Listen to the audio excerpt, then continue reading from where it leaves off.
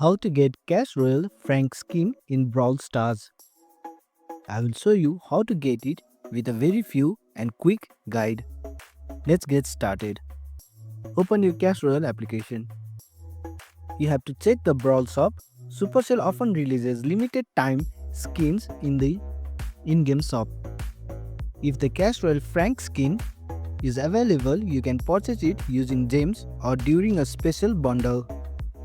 Exclusive skin sometimes comes as a reward for event or challenges. Keep an eye on in-game announcements for any Clash Royale themed Brawl Star event that might feature the Frank skin. Sometimes Supercell teases upcoming skin through social media, live streams or ball talk.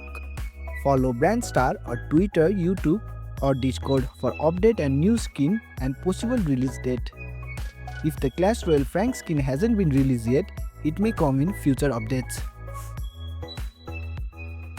Supercell often brings popular event skins, so it could return later.